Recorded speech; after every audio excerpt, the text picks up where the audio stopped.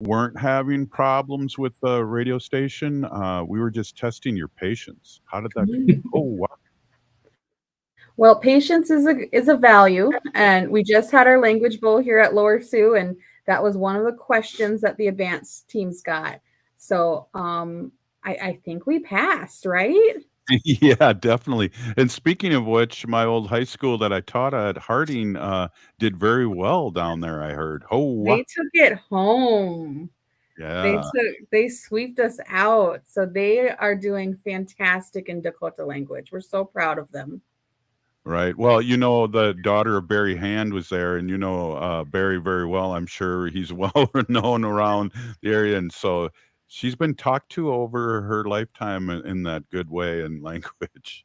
And they're so respectful to, the culture and the values really come with the language, and you can really see it with those students. And they came up and um, they sang the two master speakers, so the first language speakers of Dakota, a song to honor them and how much work they've put in. Oh, we were all just bawling. There was not a dry eye in the room.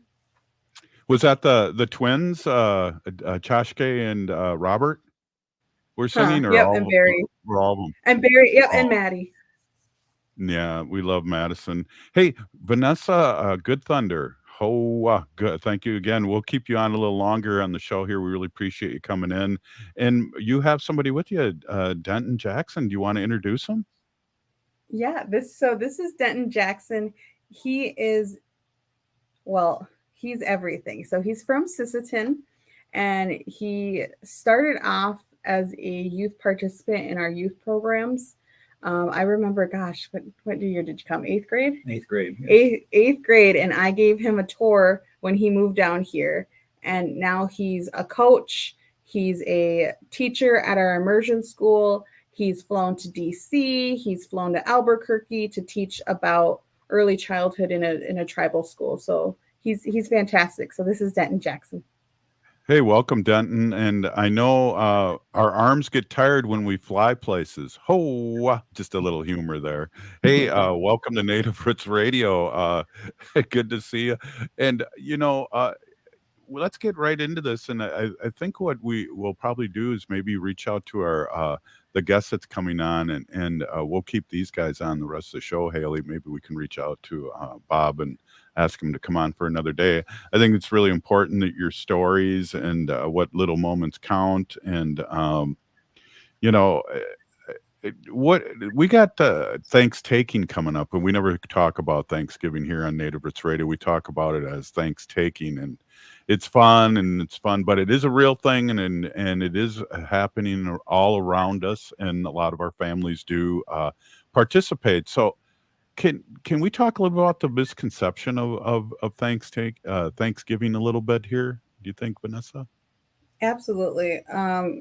So Denton and I were just talking about it, and we are so done talking about it, but it's so important. Like, I feel like we always go back to 1491 when we have to talk about ourselves, but here at our school we don't, and it's been really nice to not have to do that, and we don't have to care so much about Thanksgiving, because growing up we've had to care and care and care about this false narrative. And it's something that, you can teach any child from. You can teach about relationships. This relationship didn't go well. You can teach about tribes and be tribal specific, because it's not even our Dakota tribe who was a part of this now holiday. And so I think those are things that you can teach, and I think it's important that educators understand that, and really bring that truth to the center of it, rather than, oh, okay, well, it's a really nice holiday and we want to eat and we want to be thankful, and so we should really make it like a nice story. It doesn't Mhm. always have to be a nice story. It could be still the truth, and we still can be okay with that, and Yeah, we can still have those. that's a great point. And Denton, you being a younger warrior there, and I like how you look stoic there on the Facebook. It's good. Um, How were you brought up with this holiday, these 2 days off before another holiday that's called even a bleaker name, Black Friday? I grew up.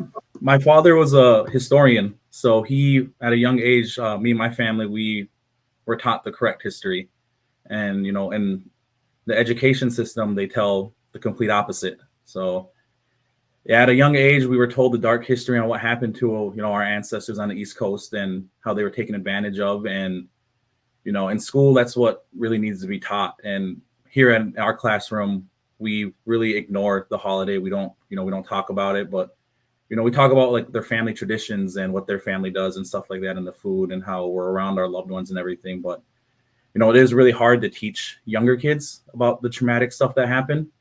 We're really more than just trauma and everything, so we tried to really avoid it. So.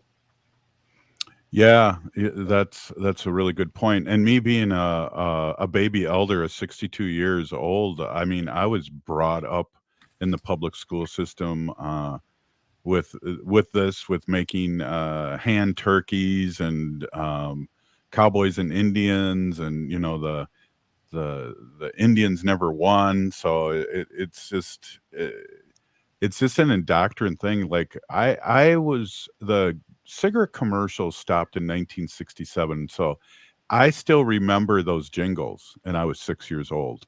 So when we watch things on TV or have anything out there media wise, it burns into our memory. And maybe what we can do is talk a little bit about that. We got to take a quick break here, and if you guys can hold on, we'd really appreciate it.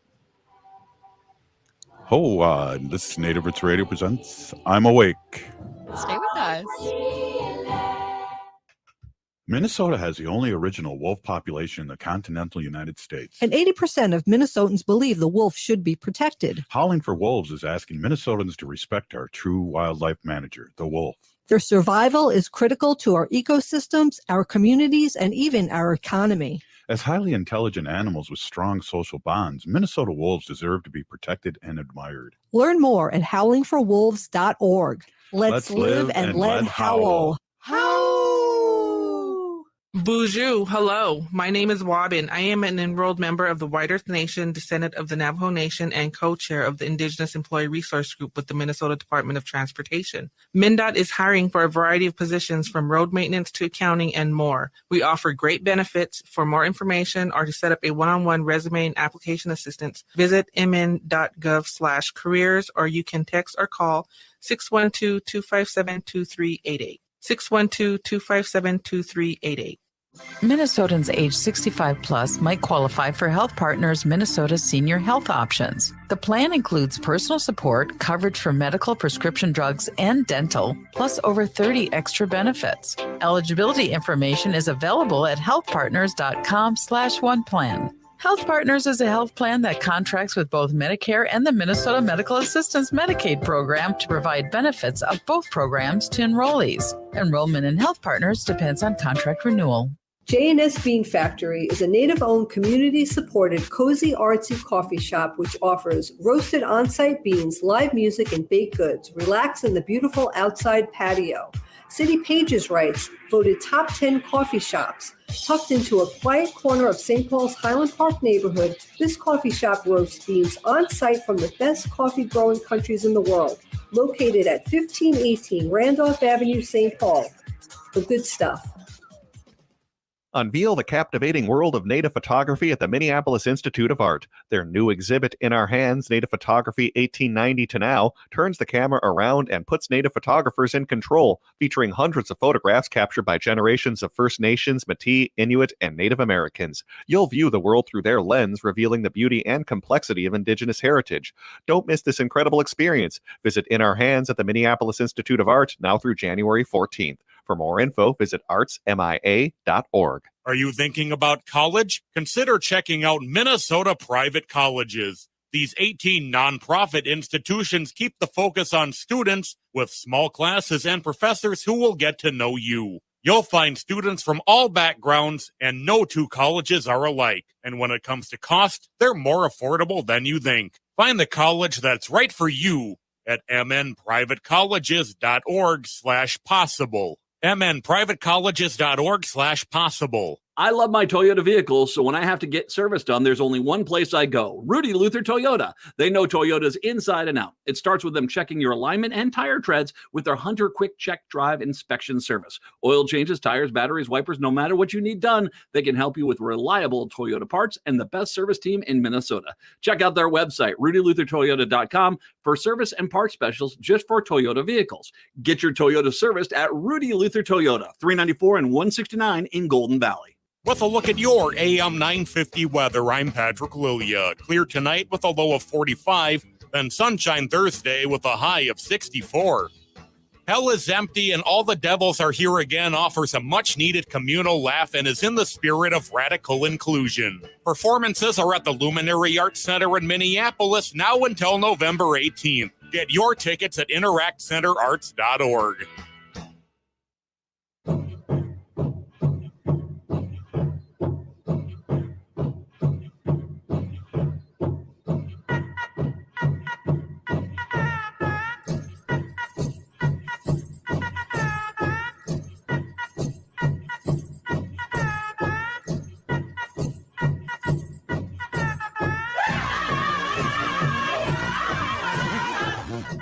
Welcome back to Native Roots Radio Presents I'm Awake, and this is Robert Pilot. This portion of the show is supported by Little Moments Count. Native Roots Radio is excited to be partnering with Little Moments Count to host monthly conversations focused on early childhood development. We'll be welcoming guests to talk about how they view the role of early childhood development in creating bright futures and strong communities. And we do have guests on. We have Denton and Vanessa, and we're talking about historical trauma in a sense, or in a big sense, I should say, and talking about Thanksgiving weekend come up, and we talk about a lot of things here on Native Roots Radio, and we have the holidays coming up, but it's interesting too. I've mentioned to people like a lot of our white allies, if you hear what a name of a helicopter, Apache, Black Hawk, all these native names, and it must be confusing for our young ones, because I know for me it's confusing at times why are these named in that way. There's football teams that are trying to say that we're honoring you. And it's hard for me to buy into that, especially with all the trauma that we've had. But your work is, how do you strive to address and heal historical trauma, experienced by our Native communities, especially through education? How do you two do that? We do it through language. We believe that the language can help us heal from historical trauma, thus helping us remember, reclaim, and reconnect to who we are. And therefore, we're making ourselves strong again to increase our sovereignty and strengthen ourselves again. Because we have always been strong. We've always had the solutions. We've always had things that now research is catching up.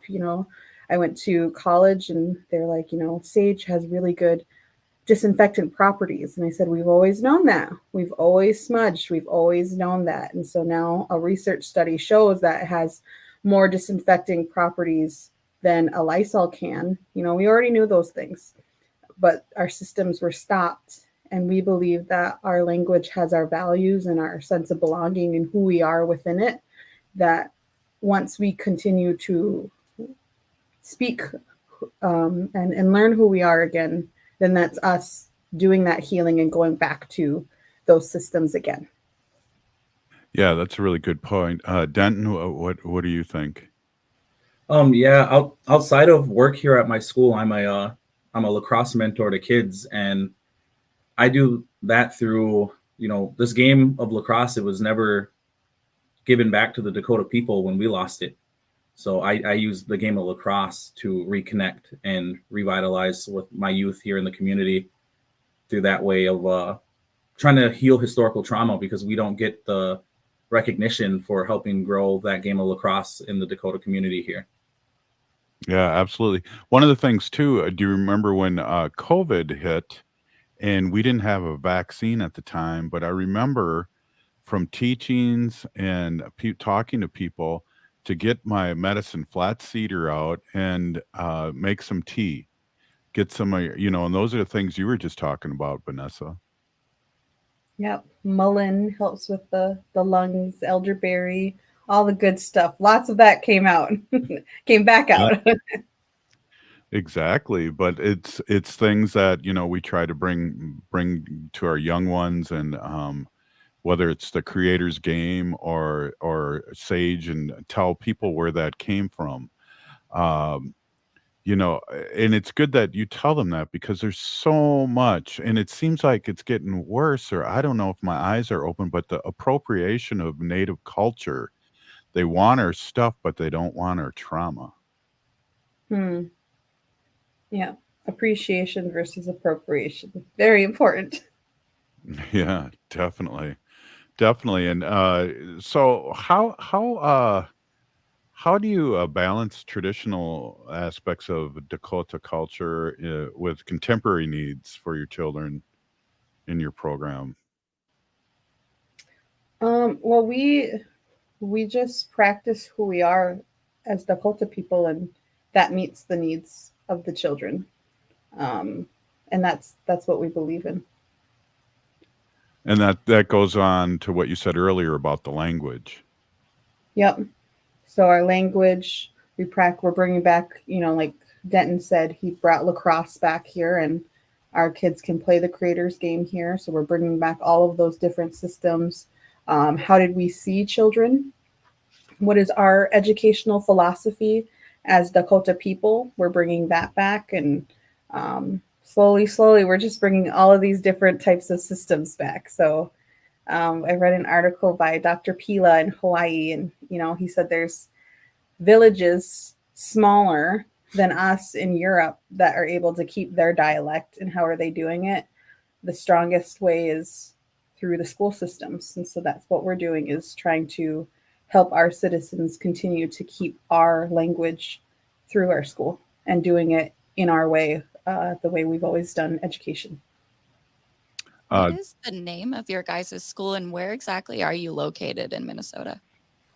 So our school name is Ayapi Owayawa Ot, and we are located in southwest Minnesota.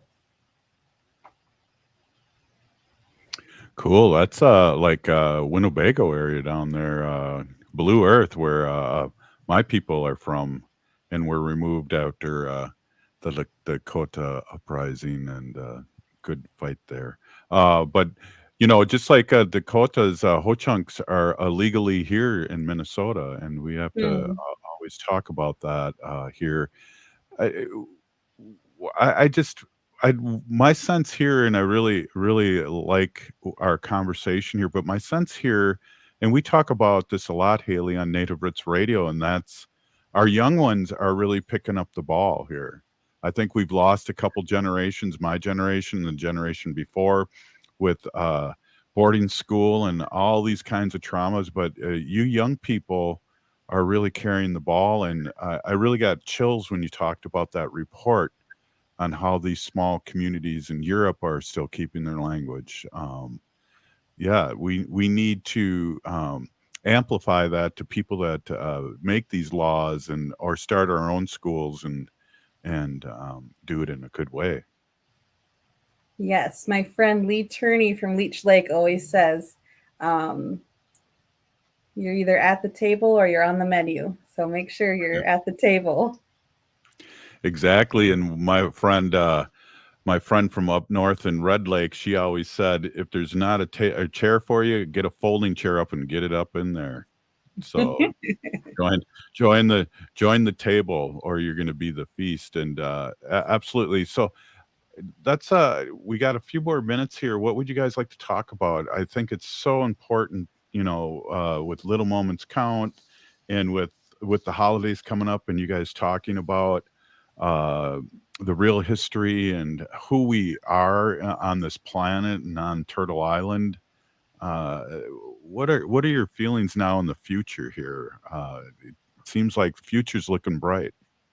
Yeah, the future is up to our kids, and our job is to give them the tools and resources to do whatever they'd like to do.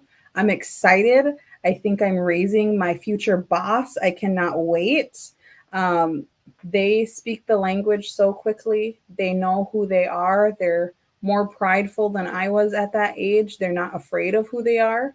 And that's exactly what we do is we look 7 generations past and 7 generations back, and we can see the movement, and I can see it with them. And, by the age of 3 to 5, developmentally, a kid understands and can differentiate someone who's homeless versus not homeless. So the kids see everything. They understand what's going on, and we are a school that's on a tribe. And so, like Mr. Denton and I were just talking about, we had a kid who didn't like her skin, and she has dark skin. Well, her teachers both have dark skin. Her whole family's dark skinned. We were really nervous because that's the power of the media that taught her that she shouldn't get darker. And those are some things that really make us sad. And those are things that we're trying to help make them prideful of who they are, and everybody's different, and that's okay. And that's wonderful. So I'll let you talk, Denton. Yeah, we had a child who was upset about her dark skin and she didn't want to go outside. And, we talked to her, we told her why her skin's dark and who her people were. And, she needs to be proud of that and her ancestry and everything. And, stuff like that. We teach about long hair and what that means in our culture and to be connected and everything. That's the importance of what we do here. And, trying to bring our kids up in that way, make them feel powerful and proud, because like Vanessa said that, they are more proud of who they are at their age than we were. I can agree with that. Mm-hmm. Yeah. And I agree too. When it was interesting in 1978, I was a junior in high school, and that was the first year we were able to practice our own religion legally in this country of ours. So everyone was Italian before then, and now we're strong to be Native American. And it's great to see you young ones grab hold of this and help our youth and keep the flame going as being Indigenous people of Turtle Island. So I want to say a big Pinigigi thank you so much for coming on. Pidamaya for having us. Yeah, well, let's do it again, and then we can get you on the beginning of the show and rock and roll. We were sweating here, but we got you on, and really appreciate you too, and appreciate the work you're doing. And it's inspiring, and I hope our audience that's listening all over Turtle Island is as inspired as I am after listening to this. So thank you so much, Pinigigi. All right, we'll be right back after this short break. You're listening to Native Roots Radio presents I'm Wake and Bob Lake from Red Lakes up. Hoa! Hi, I'm Claudia with MinSure, Minnesota's official health insurance marketplace. With MinSure, you can compare health plans from multiple companies and get free help from a trusted expert. Whatever health plan you choose with MinSure, it's guaranteed to cover essential benefits, so you can get the care you need. See if you qualify for discounts, available only through MinSure. If you need quality, comprehensive health insurance, get started now at minsure.org. Back to school season is here. And while this is an exciting time for parents, kids, and educators, let's not forget how far we've come in our battle against COVID-19. We're in a better place, but COVID-19 is still here, and we need to continue to help protect our communities. With the flurry of new schedules and classrooms, let's not overlook the fundamentals of staying safe. Wash your hands regularly and watch for any symptoms like fever, chills, a cough, or shortness of breath. Should you or someone you know have COVID-19 symptoms, stay home and get tested. Find more tips on continuing to be safe at health.state.mn.us. Let's have this back to school season be a time of renewed commitment to our collective health and brighter future for our Native communities. Again, find more tips on continuing to be safe at health.state.mn.us. This message is brought to you in partnership with the Minnesota Department of Health. Hi, this is Representative Sharice Davids from Kansas. I'm Ho Chunk, and you're listening to Native Roots Radio. And we're back to Native Roots Radio presents I'm Awake, and this is Robert Pilot. This portion of the show is supported by Howling for Wolves, protecting wolves for future generations. How? Hey, welcome back to Native Roots Radio. Hey, we're with Bob Blake with the Solar Bear with the Solar News, and he's got the big B on his hat for Bob or Blake or Bear or Solar Bear. It could That's be, right. Yeah. I think you'd have to have an S in there for Solar Bear too. Just throwing that out there. That's true. That's true. Hey, Robert, guess what? You know what the Vatican is going all electric vehicles. Wow. Yeah. So get this. So they this is cool. The Vatican says that they're going to go all electric. They're changing out the Pope vehicle to all electric. They've got all these electric vehicles over there, and they're gonna have all the entire fleet at the Vatican be electric vehicles. Isn't that cool? Yeah, it is. And it just reminds me too, when the Pope came in and visited, it was a couple popes ago though, visited Minnesota. I remember everyone was selling that Pope on a rope. So like, you had it was a soap and it was around your. Oh, look at that's the hat I should be wearing. Yeah. So there we go. Look at that. That is the hat I should be wearing, Robert. She stopped by and stole it from me last night when we watched Smoke Signals. Oh, I got more hats. I got some more hats, Robert. And then Robert, another really cool story I want to tell you about real quick. Portugal just ran on 100% renewable for 6 days in a row.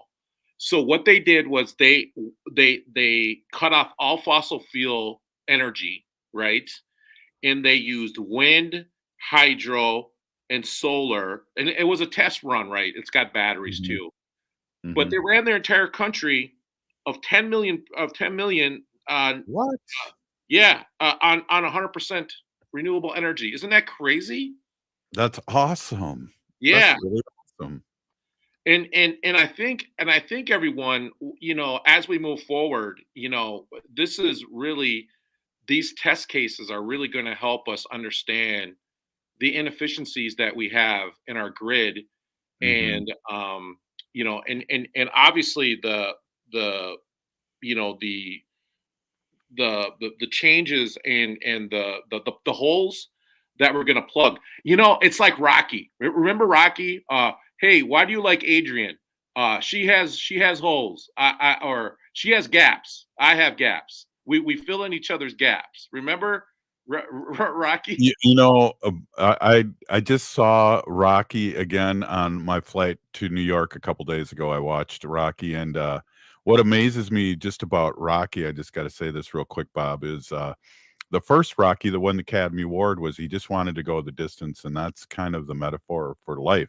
Before it became a boxing show, it was a metaphor for life, and won Academy Award, and it was a lot deeper than I remembered when it came out in 1976. You know what? Sylvester Stallone, I highly recommend everybody to watch that Netflix documentary that just came out on Sylvester Stallone's life. It is a great documentary. And, he really talks about his inspiration for Rocky, and, he had to get rid of his dog, Robert. He had to get rid of it. He had to sell his dog. Right.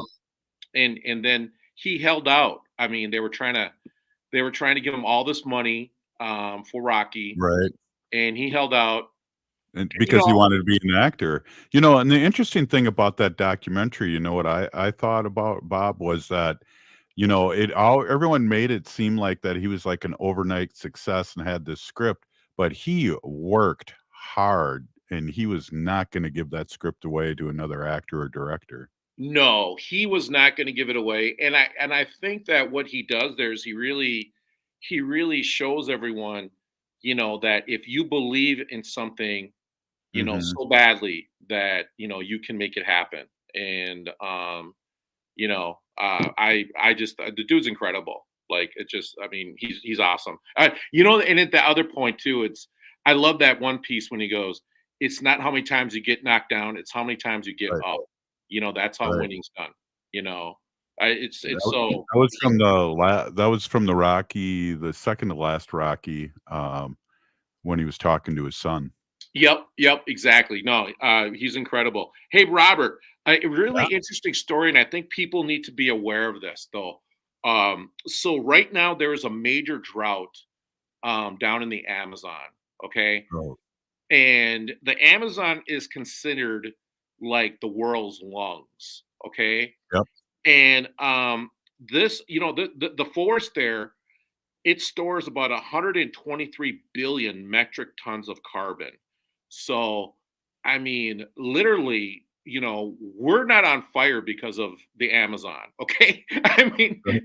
you have to put it in simple terms. Like the world is what it is because of the Amazon. Now, they have they have a historic drought down there. The pink dolphins they have down there, they're like being washed up on the shore. Um, you know, uh, I mean, years of just like, waterways is like, drying up. So I think this should be on people's radar, and they should know that, that the planet is in a bad situation.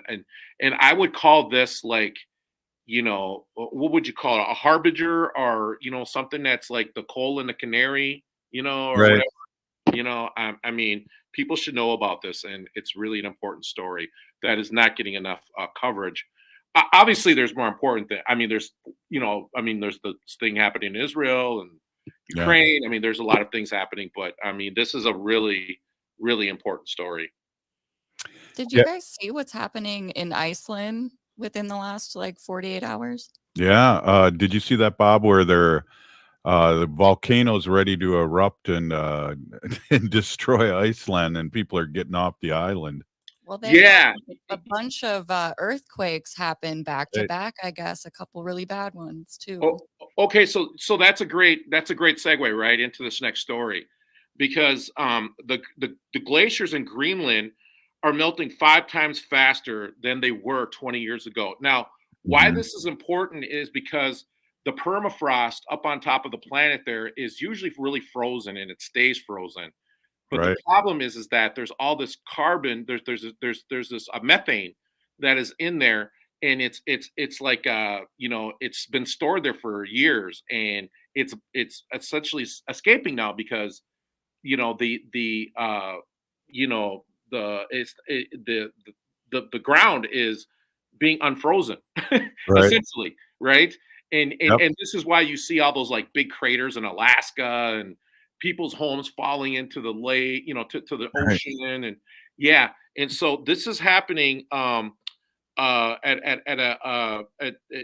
really high rate. And so this is what it is. The world has already warmed by nearly 1.2 degrees Celsius above pre-industrial temperatures. Now remember, Robert, we don't want to go over 1.5 degrees Celsius. We're just above 1.2 degrees Celsius. Mm. And this is the warmest, that this year was the warmest in 125,000 years. Yeah, a lot of people I hear are moving to Duluth. Did you hear that? Somebody told me that today, that, or maybe that was you, Haley, that told me that people are moving to Duluth from all over the country because of the water and the temperatures. Yeah, and what happened was there was a report that came out a couple of years ago that said in the event of a climate crisis, the number one place to live is Duluth, Minnesota. And what you're getting is you're getting people. I ran across some people from the University of Minnesota that work over there, and they said they made it as far as the Twin Cities and said, "Oh, I think we're just going to stake our claim here." But But they experienced all the hurricanes that came through Houston and said, enough of this. We're going to move to Minnesota. Crazy. What else you got? We got a minute left, Bob. And I just reminiscing about we got an election coming up here in less than a year. And maybe we have to go down and do a live show in Iowa again. I think we should. And I think that another thing too, Robert, is I just want everybody to know that we need to vote climate champions. That shenanigans that is happening at the Capitol or in Washington, D.C., that Trump thinks that, is normal now, that tried to normalize all that stuff happening out there is for the birds and should not be doing by our politicians. It should not be happening by our politicians. Absolutely. Hey, Bob Blake with the Solar Bear with the Solar News. Peony Gigi, always great to see you and listen to you. This has been Native Roots Radio presents I'm Awake. We're still here. We are the 7th generation. And free Leonard Peltier. Now. See you, Bobby. Ho.